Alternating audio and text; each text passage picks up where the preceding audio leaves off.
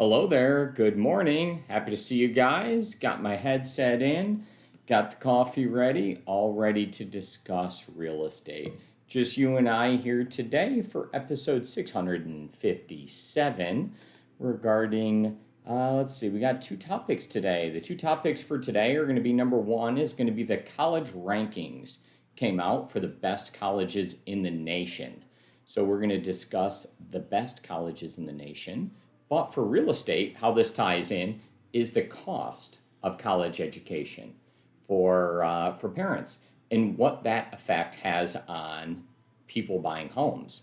Because we're all trying to save for college and also have nice homes, and there's a balance between the two. So understanding those two items there as they relate to each other would be important. So we're going to discuss the rankings and the cost associated with. Then there's a new lawsuit against the National Association of Realtors. I'm going to briefly discuss that, but tell you some of the intricacies that are related to said new lawsuit against NAR. So we'll discuss those two items. We will have a real estate word of the day. I don't know what it is right now. We'll have it in there and we'll see if we can't get that accomplished for you guys. But thank you. Thank you very much for joining. It is now time for roll call. So you should all be here and be present. So we'll take a look and see who's here. Thank you guys for chatting in. Put your name in and let's have that discussion. If there's anything that you guys want to have as a new topic, just make sure that you let us know and we'll get that covered. The idea is that we do this before work every single day. And if you have any questions, then we'll get them answered before the next business day starts. So there you go. Without further ado, I should grab the bell, which is the one last item that I was missing, and it will bring us to topic number uno.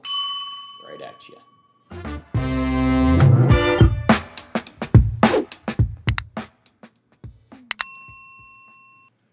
College rankings just came out. We're going to go over what the top universities are, how much it costs to attend, and how this in particular relates to real estate and how the cost of education and the cost of housing do have some stuff that are all tied together. So we're going to chat this link in for you, and Omkar is going to split the screen, and we will show you the best national university rankings. And we'll pull this up, and Omkar is going to guide us through here, and we're going to see that the number one university that kind of comes in here is going to be Princeton University. And as we take a look at this, the first thing that we see here is Princeton is $56,000 on an annual basis to attend per year. So just take that number in and think about that. And then think per student, right? How many students you have in your home or your potential clients do. So if they're planning on going to one of these universities, it's a real expense. And if you take this times 4 years or more, and multiply that out, it's a real big number. So just kind of put that in the back of your mind as we're going through this. Subconsciously look at these different numbers here, and it's not meant to scare you, but rather it's meant to just be eye-opening because things do change over a period of time. Columbia, whoa, oh snap. Columbia says they are $63,000 on an annual basis. Probably includes the cost to attend because New York City is a little bit more expensive than other places, but 63 grand on an annual basis. Now these rankings you guys can go through and kind of take a look at as we go through, but you know, one of the next things we're going to see here is we'll probably have Harvard next at $55,500. So that's the cost to attend. I'm only going to go through the top 3 of those so you kind of see them, and that should be about it. We'll have this link, we'll chat it in for you, and you know, that's one of those things. Scholarships, Ivy League, I don't know so much about all that, Rachel. Both my sister Amy and I were fortunate enough to be able to attend. And I can speak that based on scholarships, maybe not all that much. It is one of those things that you do have to actually pay. So, anyways, that has to do with college, the cost to attend, the housing, and what that is. So just think through, if you have $200,000 per student in your household, and you have two students, you have $400,000 of potential liability if they achieved and went to one of those top universities. And how does that play into housing, and how should you be saving now But these are just things that, as you're walking through, being more aware of some of these costs would help you out. As you scroll through, you would see that the University of Texas A&M, SMU, are some local schools that did rank really high. I'm going to allow you to take a look at those rankings yourself and see where some of those local schools happen to fit in. But just knowing a little bit more about higher education and bringing that to the forefront is going to be important and helpful for you as a real estate agent. How do you save for this? I don't really know. You pretty much just have to make more money and you have to spend less. So I don't know, but some of those numbers are like almost unsavable, you know? So best of luck. I'm reporting, you decide.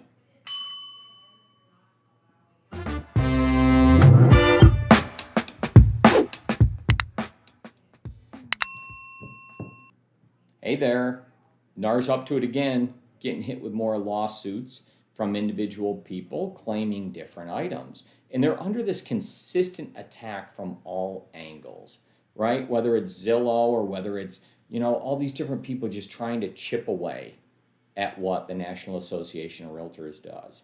And it's really hard to like stand true and stand tall and like have all these attacks from all these different sides. So I wish them the absolute best of luck as this next one does come in.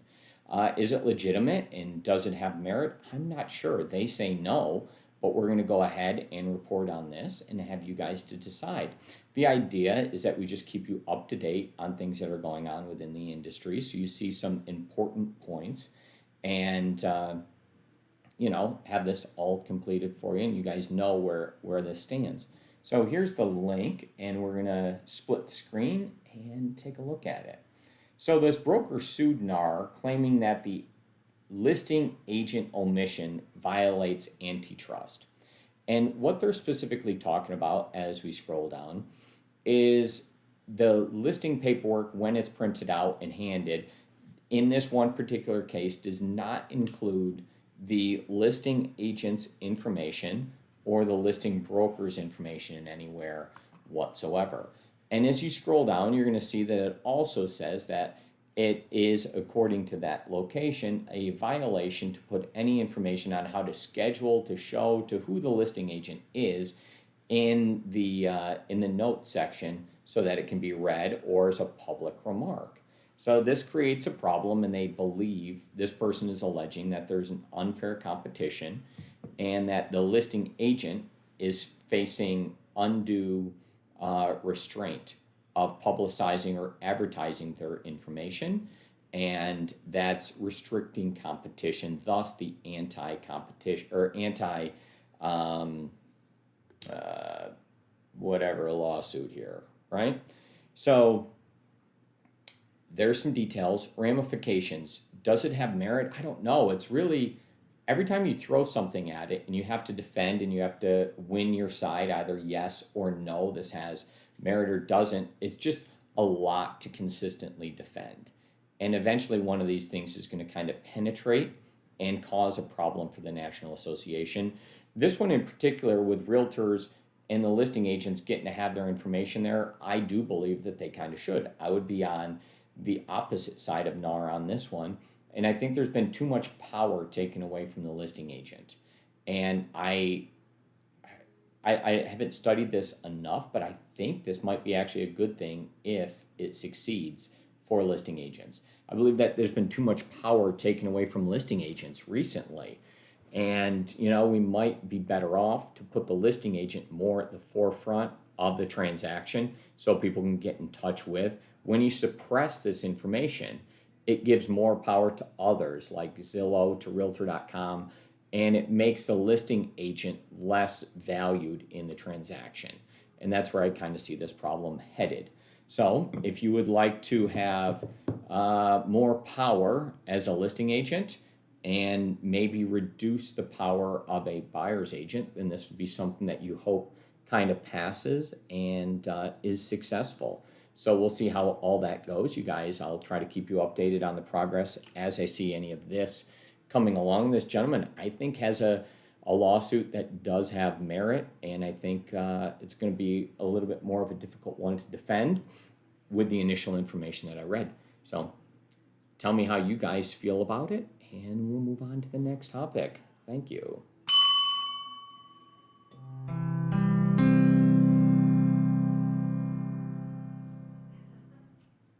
Today's real estate word of the day is HUD median income. HUD median income is a median family income for a particular county or metropolitan statistic area, MSA, which happens to be my initials, MSA, middle name Scott, as estimated by the Department of Housing and Urban Development, or HUD. So there's your definition. That number is used for calculating many things for financing of homes, what the median income is for that specific area, and how much above, and it sets certain limits for loan amounts.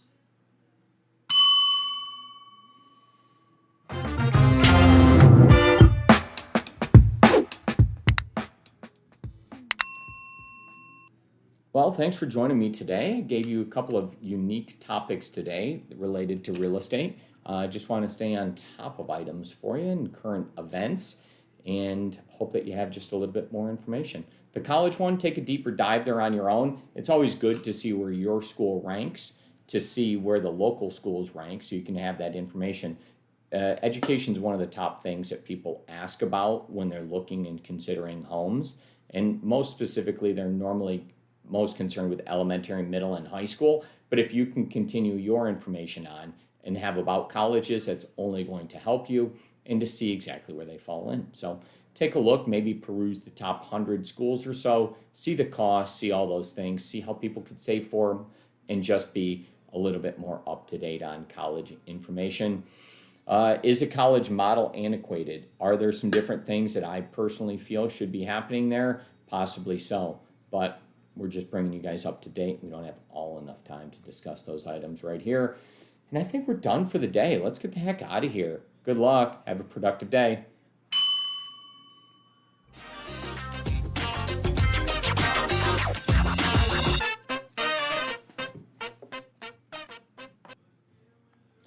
All righty. Picture time.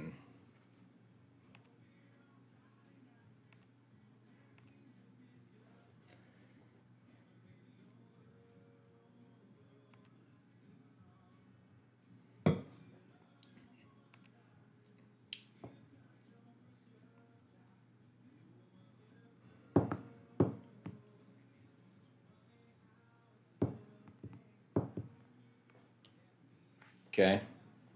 Sure.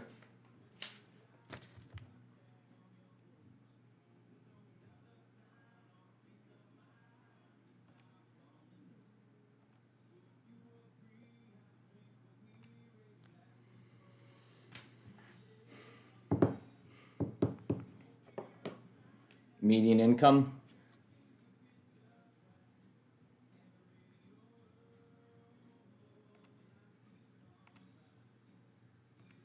Perfect. Thank you very much, sir. Appreciate it. I'll mute the microphone.